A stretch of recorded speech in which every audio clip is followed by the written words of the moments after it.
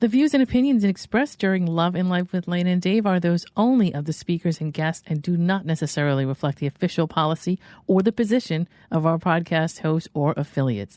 Any content provided is not intended to malign any religion, ethnic group, club, organization, company, individual, anyone, or anything.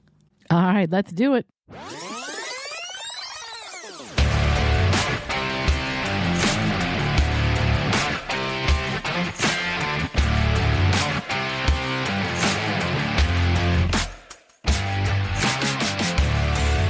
You're listening to Love and Life with Lana and Dave, the podcast where logic is power and you take control. Thank you for tuning in and making the choice to listen in and get ideas for your own love and life. Now, here are your hosts, Lana Williams and David Vaccaro. Happy May, boys and girls. When I was a kid, I used to watch shows where they used to say boys and girls. Obviously, when I was little, that would be the signature for everything. But anyway, happy May. We are almost like 3/4 of the way through May, which is crazy, right? I wanted to quickly address some stuff that's been going on, mostly in the current times and in the news. It's going to be a little more pop culture than usual, but I just wanted to address what basically is going on in the news with Diddy, Puff Daddy, whoever you would want to call him based on whatever time period we're talking about. Us as fans of music, of pop culture, of certain celebrities, and the people that we think that they are in the construction of a persona that they put together, and how much of media and news and their personal lives are kept from us, right? I think it's a little harder in this day and age to accomplish it, but it's still very prevalent as far as what people want you to know. In the 40s, the 50s, the 30s even, it was so easy to control the narrative of what somebody about, what was their personality. A lot of celebrities really weren't available for the public to see outside of movies and magazine covers and things that like they set up, PR that they wanted us to see. And I can understand them wanting to do that. And I totally understand that to some degree as a celebrity. I see two sides of it. Obviously, on one side of it, you want to be able to salvage somewhat of a private life, right? You should be able to do that to some degree. But on the other hand, as you become a celebrity, it's almost like it comes with the territory that a whole lot of your personal life is just not going to be made personal. There's not really much you can do about it. There are some people that are really indignant about the fact that if you are a celebrity, you have no privacy and you have no rights to privacy. I don't really agree with that. However, I do know that it's probably, or I don't know personally, obviously, but it's so much harder to maintain that facade, right? I would say once you become a celebrity, you want to make damn sure that your laundry's clean, because if it isn't, at some point, stuff is going to come out. Somebody's going to find out something. So there are so many celebrities over the years that I've seen. At this point in my life, I've seen sort of a repetitive process where you have the celebrity, they're a really great person. There's all these little nuances in parts of the celebrity that happen, including your own fandom as a person who follows a specific celebrity. If there's that initial, oh my God, who is this person? And then getting interested in whatever it is that they put out, whether it's movies or music or art or books or whatever it is, getting really immersed in the body of work that they, represent. And sort of understanding that to some degree, we're going to tangle up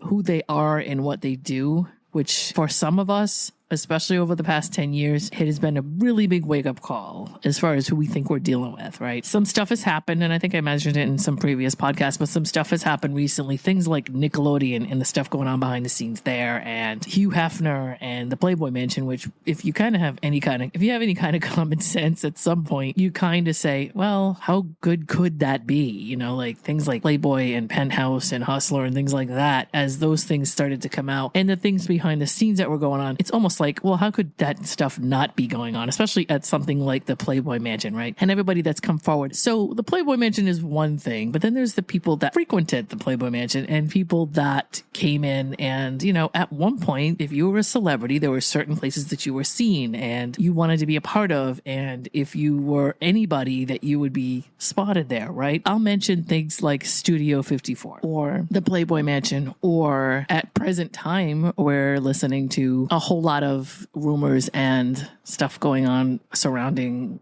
Diddy's parties, right? Things that big celebrities, big names, were around or have been around. And there's traces of the evidence of that. Other people that see those people there. It only takes 2 or 3 people to see somebody at a party or at a specific location doing something they shouldn't be doing. And if those people say something, that's it, right? So I just want to address really quickly, and I don't even have an answer for this. Honestly, as somebody that's in the music business, myself and my fellow DJs, we just have this conversation all the time. Like, okay, do we pull these people off the shelf? Do we pull these people off the shelf? We went through this with R. Kelly and we weren't sure. Some people really do still play R. Kelly, and I don't really know what the right way to deal with that is, only because we're in uncharted waters, right? And like in this 20s, 30s, 40s, 50s. I don't care what anybody says. Back then, that stuff was just as important. So if you did know that Rock Hudson was gay at the time that Rock Hudson was a big star, if that had come out, Rock Hudson would have been ruined. You know what I mean? There's just no way that would have not happened to him, right? So we can say anything we want about, well, I think that stars should stick to this and not cross their lines with that. But it is harsh, right? For somebody to be gay in this day and age is no big deal, right? The point is, it's not like shocking, unheard of people dropping, their mouths and, throwing out a bunch of albums from somebody that years ago would have been really a horrific thing, right? So I'm going to just kind of name off some people that we really idolized at one point. And then at some point we were just like, oh, this is not good. I'm going to bring up Elvis Presley. Elvis Presley, a lot of the stuff that goes on as we get into an older age and as times change, the young wife thing, as you get older, you just kind of think about it and you're like, that's kind of gross. Well, that's just me, right? So there's all these lines. Nobody knows where to draw the line. If you date somebody when you're 22 and you date somebody who's 18 or 17 and a half, there's a tiny little bit of an age gap. Technically, really, that's not supposed to be happening. But a lot of people look the other way because she's halfway to 18 and he's closer to 18 than most and whatever. There's that old adage of half your age plus 7 or twice your age minus 7, that kind of thing. I'm not sure who made that up, but I'm sure it was somebody who was looking for the math to work out in their favor. But, Elvis Presley's wife was young, and there are several artists that did that. Now, just because something years ago was the norm, it doesn't necessarily make it right. And I think in America, there's a lot of us being used to something just being normal because we saw so much of it. We grew up with it and we never really thought about it, right? We just was like, oh, that's whatever it is. There are celebrities that married women at 18, but then you kind of find out behind the scenes that they were kind of hanging around with her 4 years previous to that. And they were well over 20, 25 years old. Is that right? I don't think so. But those are things that get hidden and nuanced and, explained certain ways over the years. And we find out later on. If we find out something 30 years later, is it okay? I don't think so. So probably one of my biggest reconciliation moments, something that I had to go back through my entire life and reconcile, was Bill Cosby. That's just something that I don't want to say nobody saw coming. So I kind of come from a history and background where I was around comedians at one point. And there are comedians that I follow. There was a whole lot of information being dropped about Bill Cosby that, you can go back to Eddie Murphy Raw video and you can listen to him talk about some stuff that Bill Cosby said or did. There are people in the entertainment industry that made jokes about Bill Cosby that it wasn't something that at some point I realized it was going on, but it wasn't something that was overt. It wasn't something that was graphic. There was nothing that was going on that you would really catch on to the jokes. You heard them and you saw the snide comments and the kind of the eye rolls. And I'm talking about everybody. I saw Letterman do this. I saw Bill Maher do this. I saw, a lot of the black comedians that, Bill Cosby would have been an idol for. At some point, I just saw a lot of those type of comedians sort of make comments that seemed to be private jokes that I didn't understand, but something was going on. And so when everything broke for Bill Cosby, most of the comedians were like, well, it's about time. It's just about time. We've been seeing this for years. And as far as I'm concerned, especially even with comedians that I've seen say things, I'm going to follow that. I'm not going to I don't care what everybody says about, well, Bill Cosby is a black man and they're trying to take him down. And, there's what makes me mad about that is that there are legitimate people of color that are dealing with legitimate racism. There's actually systemic racism going on and things that are actually happening. So when somebody throws an accusation like that out over somebody that really did nefarious shit, that did something that was wrong, it upsets me because it kind of ruins it for people who actually are dealing with struggle and that kind of thing. And I'm sorry, Bill Cosby is in a financial class where like it's not necessarily, there's not a whole lot of oppression that he's going to go through. And yeah, he's older, but that shit happens, right? People get older, but just because they were older doesn't mean that the stuff that they did in their 20s and 30s and 40s, no matter how horrible it is, doesn't mean that we get to excuse that stuff. If over 40 women come forward, things start popping up in different places. So you had We Need to Talk About Cosby documentary. And like I said, I really believe we should all watch that. I've seen it. It's not pretty. It's not fun to watch. But I think we need to, as a society, I think we need to deal with realistic stuff. I know that it's not easy to, as you get older, a lot of stuff is just realistically not what we thought it was. It's really disheartening because as a kid, we're taught a certain thing. I don't know if we like to keep this magical. Even Disney is like not sacred. It's not sacred. Disney's not sacred. I don't think there's anything we grew up with that didn't have like a dark secret in it, right? And it gets really frustrating as you get older to find out that just about everything you believed as a kid was just like bullshit, right? But I think once you get to a realistic understanding of like human beings and all their errors and the things that people do, I mean, everything that we've learned as a kid was created by human beings. Everything that all of our ideas and social graces and constructs and all the stuff that we put together was created by human beings. And so it's going to be faulty, right? There were some people that I kind of from the beginning never really liked and got a weird vibe from and that kind of thing. But I got to tell you, Bill Cosby was not one of them, right? But why would I, right? I didn't know him. I never met him. I only knew what people wanted me to know. And when it came to Bill Cosby, he eventually became powerful enough and had enough money to create a facade about who he wanted people to think he was, period. Now, there was some stuff he did back in the, Dick Gregory days, where he wasn't as squeaky clean and all that kind of stuff but then at some point he just changed his persona and became very family friendly. But it's almost evil to me that the stuff that he did behind the scenes was like so far removed from who he was in the public eye that it's just gross to me, right? And if I watched the whole Playboy Mansion documentary, which I did, of course, and I was like, this is great. But then some stuff came out of that I just wasn't happy with. And one of the things that was going on was a very large chunk of that documentary was about Bill Cosby. The things that he did coming into that mansion. There were people that were assaulted by him. There is that, well, does somebody need to drug somebody in order to get what they want? I mean, here's a guy who could get anyone he wanted. Why did he have to do that? Who knows? It was some kind of kink. It was some kind of thing where he just didn't want to deal with somebody that was fighting him off. I don't really know. It was something that was always in his system. It was something that was always part of his personality from the time he wasn't famous. I don't know. It was some kind of weird kink or some kind of powerful thing that worked for him, right? And maybe just saying, hey, how are you? And let's go get a drink and I'd like to have sex with you just didn't work for him. He didn't like that approach for whatever reason. And I'm going to throw Jim Brown in here too, because he came up in the documentary and it just, that's somebody that, yes, he was a football player and yes, he was one of some very important activists back in the 60s. So I guess here's what we're going to do. Do we decide? And I'm not going to have an answer for you. This is just a conversation about that weird, uncomfortable place of here's a person who, was a philanthropist who, I don't know, did they do things, because they wanted to donate or they wanted to volunteer or they wanted to help people that had less than they did? Or is it a PR stunt? If you kind of look at the circumstances, I mean, obviously you can be cynical about everything in the world, but there were some things that there was money that Bill Cosby donated and there were schools that he supported and all kinds of stuff that you would think, wow, this is great, but, was that part of his act? Was that part of the facade? And if it is, it's really kind of an evil thing to realize that somebody would say, well, people are going to love me because I'm doing this. And if they pay attention to me doing this, then they're not going to be worried about me doing that. And somebody that has the mind to be able to put those two things together is pretty diabolical, right? I guess it's how do we reconcile the things that these people do? That's a good thing.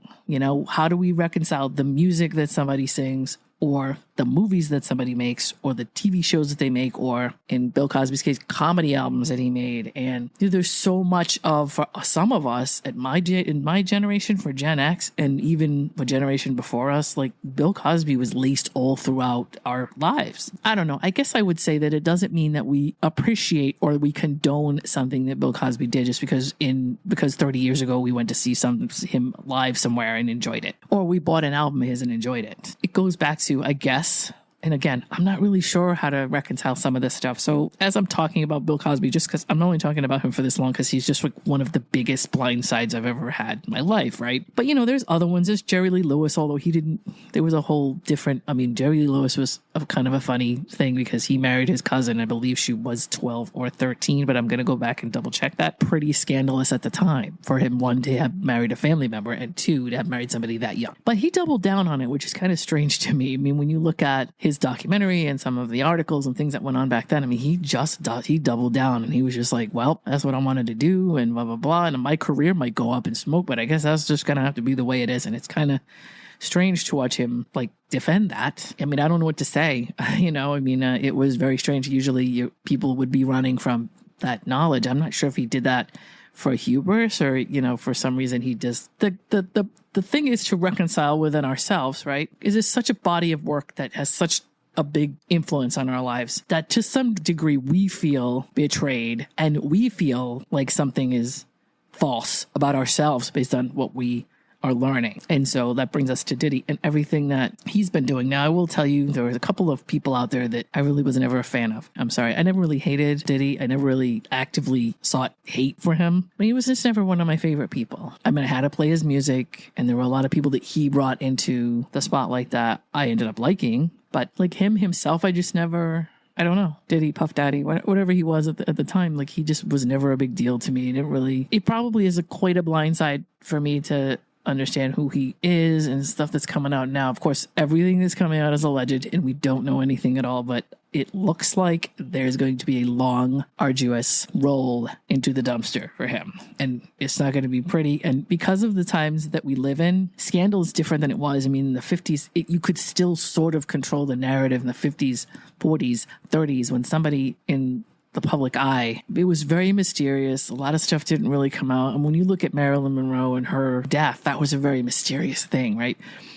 I don't know if you've been up on any of this, but we kind of now know a lot more about Kennedy, more about Marilyn Monroe. We know a whole lot more about Martin Luther King and a lot of the things that went on in the 60s. We have a much clearer picture of what was going on, but back then it was so vague and fleeting and nobody could really understand what was going on. I do know that there are people in powerful positions that have the money and the means to do stuff that they want done and can cover those things up. And the average person is not going to know the difference. I wouldn't go crazy and say that there's a huge conspiracy theory that goes on. There's only so much that we can do. To me, something like the landing of the moon is something that the government could coordinate. It's just too intricate, too big, too much of a production, too many people would have to be involved, that kind of thing. But certainly, if somebody wanted John F. Kennedy dead, and Robert F. Kennedy dead, and Martin Luther King dead, and Malcolm X dead, it wouldn't have been that hard for a few people to kind of throw money at somebody and say, here, go ahead, do this, and then find somebody that they can blame it on, that they just, James O'Reilly, for the most part, that kind of thing, where here's a person who looks like they could be a good perpetrator, a good suspect. Let's just put all the blame on this person. At this point, I could be wrong. I could be completely wrong. Tomorrow, everything could be different, but it feels like, I don't know what's going to happen with Diddy, but I don't think it's not going to be pretty from now on. It's going to be pretty dark. It feels that way. And that's because I believe for two reasons. One, his life is as he knows it is going to change. It's just going to change. There's no way after what we've seen and what we've heard and, the Cassie video, which I'm not going to get into details, but if you've seen it, you know what I mean. And if you haven't seen it, I'd have to warn you to find out what's going on before you just pop it open in a screen, because it's disturbing. So anyway, that kind of stuff has come out. So now we're going through a period of, okay, there were people who were loyal to him, because I just think there's a lot of people that are loyal to him right now, or that are, or at least are not condoning his behavior, but they're also not coming out against him, because I think he's got a lot of things on a lot of people. And I believe right now that the feds have a lot of that information. He's kind of on the radar now, but I think part of the dark side of this for us is that we thought we knew him, or we just didn't know what was going on under the surface. And it's just a reminder of, you watch TV every day, you kind of, you watch, I don't personally watch a whole lot of celebrity stuff, or I'm not really a reality show kind of person. But it used to be where people kind of spiraled off screen and you kind of got an article here, an article there. Maybe somebody got a picture. For the most part, that was it. And even back in the Britney Spears days, that was when it started to turn. But previous to that, really, there wasn't a whole lot of stuff that you could see. But now everybody's got a camera. There's CCTV footage everywhere. Not completely impossible to stay under the radar, but it's really hard at this point. There's a lot of video evidence, I feel like, of stuff sitting, in the FBI office that they can't do anything with, but it's there. And so there's a lot of people that have gone to his house and done whatever they've done that are now just kind of like holding their breath, just hoping they don't get exposed. It would take them down. So anyway, what could people pass under your nose and you not notice it? To me, this is a reminder of the narrative that maybe Hollywood or the industry, wants you to see, and what celebrities want you to believe about who they are. And again, it's none of our business who they are personally, unless they're hurting people, they're extorting people, they're human trafficking, they're doing things like that. They're abusing people. That kind of stuff is not stuff that we want to see you doing. And we're not going to look the other way about stuff like that. That goes over and above who you are as a person. And if you have enough money to wipe the slate clean and make sure that nobody knows about stuff, that's dangerous. And we're not happy with that. So the fact that we know that somebody was capable of that and did that, because we know now with the video that that's what happened. What do they say about the cockroaches? I mean, if you see one, there's like 30 of them that you're not seeing. So it's just a matter of, okay, well, we know for sure now that this happened. We see a video of it. We know he paid to have it removed and taken out of the public eye. And here's proof of all of it. How much other stuff, so not getting into a whole bunch of it, just wanted to mention it because it's something that's a big news story right now. And like, just as people, and we've been through some shit. We've been through, God, we'll go back to 9/11 and some stuff that happened here for us in this town with the station fire and Katrina and all kinds of things that have happened in the past 20, 30 years for us. We're kind of weary and tired and all that kind of stuff. So it's probably very easy to be disillusioned by like what's going on here. And again, we're all finding out about it. It's not necessarily related to our lives, but it just goes to show where our belief system is and what we think is actually happening as opposed to what is. So I just wanted to bring that up. There are a lot of celebrities that have like a duality to them. Being in radio, I've seen it happen. I have, I don't know, maybe even myself to some degree, I have like a little bit of a mask. I go out and like, hey, how you doing? Blah, blah, blah. Sometimes I'm not in the mood to do that. That's my duality. I kind of rather just be sitting on the couch flipping through, something, or just be off hiking or whatever. But part of the job is for me to be personable and, whatever, do my thing. And I don't mind doing that. But the duality, is typical for radio jocks. They go out, they put the smile on and they walk around and they do the contests and prizes. And I'm used to seeing that. And that's, to me, that's normal. But there's a different kind of duality with somebody that, is in the millions and billions of dollars that, can just remove people and remove incidents and make things look like they didn't happen. If there's enough money out there to do that, you could do it. It's kind of upsetting to see somebody that was able to do that and affect a lot of people's lives. And so, like I said, we will see how this all turns out. At this point, all we really know about is Cassie. Well, not all we know, but all we know for sure.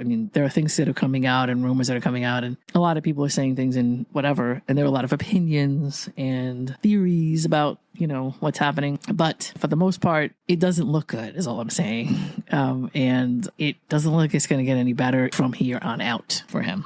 He might get away with this. He might get out of this and just go on with his life. He might just, pull a Whitey Bulger and just take off and go to another country. I'm not sure. Maybe that's something he'll do. But it's not going to be like it was, is basically what I'm saying. Just know that a lot of people, I don't know, do we do this? This is something that we do. We pour millions of dollars into that industry. We spend a lot of money. I don't know. Should we be demanding more and get more for a return for what we're spending? Maybe. But yeah, I just wanted to, bring that up. And at this point, what are you doing with all your Diddy music and all of your Diddy adjacent music, right? You go back to R. Kelly and you can say, well, I don't want to play any R. Kelly, but like I love Aaliyah and I like to play Aaliyah. But when you kind of understand what's going on with Aaliyah and know that he produced a lot of her music, it's sort of like, ooh, do I play this? Do I not? If you do, I guess if you play music you already have, it won't hurt anything. If it's something that is important to you because the song is what it is and it's a part of your history and it reminds you of a specific time and it's important in your timeline, your personal timeline, okay. I would say that if you're downloading and buying that music still, I probably wouldn't want to do that. Let's look at like Biggie and Pac, and there's a lot more money to be made, and there was way more money to be made with those two once they were gone. So, and I believe most of it he made, or at least Biggie's money he made. But we're pouring money into this album, this celebrity. We're paying the bills. So it's interesting to say, well, all right, at this point, I think for anything that's Diddy related, although I don't see him coming out with anything in the future, so I don't think we have to worry about that. But there's quite a bit of stuff that's still out there that like you could buy or download or whatever that has his name on it. So then you have to think about that. Do I want to do that? Do I want to put money towards that? A lot of music, when you think about it, and I'm only saying this because I was in the industry. I mean, I've been a DJ for years and years and years, but even in the industry, the radio side of it, and talking to people that wrote songs and like why they wrote them and where they got the idea for it, a lot of it is really random. And or it's like some message they're trying to send to somebody in the industry. It's like, a lot of, go fuck yourself songs are really basically artists that are speaking to their record labels or speaking to someone else, a manager or somebody else that like they're having a problem with. And if they frame it the right way, it sounds like a love song, or it sounds like they're pissed off at their lover, but really that's not what they're doing. But in order to sell it, they've got to put that spin on it, right? And so we think for I don't know how long it's has a specific meaning, and then years later we find out, oh, this is our difference between being like a starry-eyed kid and thinking that there was magic. And I'm not saying that there's not magic in the world. I just don't think it's the kind of magic that we were taught it was. Sure, it still exists, but I don't think it's in the form that we were given or shown or explained as we were young. So now the Wizard of Oz is, it's funny, the Wizard of Oz takes us on a whole new meaning because, pay no attention to the man behind the curtain has like a completely different connotation to it of, hey, just go over there and dance to this song and go to the record store and buy the record and download my video and do whatever you need to do, but don't pay attention to the man behind the curtain because that's going to ruin your experience. And sure, I guess it will. I'm a realist, so I actually like to know the nitty gritty of everything. I much rather know the realistic view.